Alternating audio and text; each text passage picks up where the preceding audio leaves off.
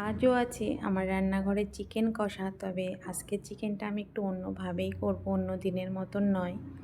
মাংসটা ধুয়ে নিয়েছি আর নুন, হলুদ, লঙ্কার গুঁড়ো, লেবুর রস, সর্ষের তেল দিয়ে ম্যারিনেট করে রেখেছি। আর এদিকে নিয়ে নিয়েছি কাঁচা লঙ্কা, টমেটো, রসুন, আদা, মৌরি, গোলমরিচ, ধনিয়া, জিরে আর টমেটো। আমি এখানে কাঁচা লঙ্কা দিয়েছি, তোমরা শুকনো লঙ্কাও দিতে পারো। 2-4টে কাজু কিশমিশ দিয়েছি। এবার এটাকে ভেজে তুলে নেব। আর এটা ঠান্ডা হলে একটা মিক্সার গ্রাইন্ডারে ভালো করে পেস্ট করে নেব। তো মশলাটা আমার হয়ে গেছে।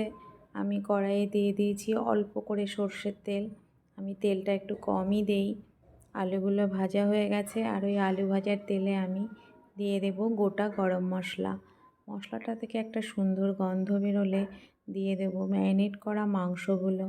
2-4 মিনিট এই মাংসটা নাড়াচাড়া করব আর দিয়ে দেব বেটে রাখা এই পেস্টটা। দেখো অদ্ভুত একটা কালার হয়েছে, আর যেমন কালার হয়েছে মাংসটাও খুব সুন্দর হয় খেতে। তো এবার আমি মাংসটাকে ভালো করে কষিয়ে নেব ঢেকে ঢেকে। গ্যাস কমিয়ে দিয়েছি, মিডিয়াম আঁচে এই মাংস করতে হয়। প্রায় 25 মিনিট মতো কষিয়ে নেব।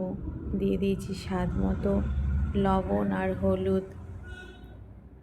এবার ঢেকে দিয়েছি, ঢাকনা তুলে ভেজে রাখা আলুগুলো দিয়ে দেব। আর মাংস থেকে দেখো পুরো মাংসটা থেকেই তেল ছেড়েছে। তো এবার আমি অল্প করে জল দিয়ে দেব। আমি 1 বাটি জল দিয়েছি, তোমাদের ঝোলের পরিমাণ বাড়াতে হলে তোমরা একটু বেশি জল দিতে পারো। আমি জল দিয়ে ঢেকে দিয়েছিলাম, বেশিক্ষণ ফোটাইনি, যেহেতু মাংসটা সিদ্ধই হয়ে গেছিলো কষানোর সময়। এবার আমি গরম মশলা দিয়ে নামিয়ে নেব। আর মাংসটা আমার রেডি হয়ে গেছে। তোমাদের কেমন লাগলো তোমরা রান্না করে খেয়ে আমাকে অবশ্যই জানিও। আর ভালো লাগলে সাবস্ক্রাইব করে দিও আর তোমার বন্ধুদেরকে অনেক অনেক শেয়ার করে দিও। টাটা।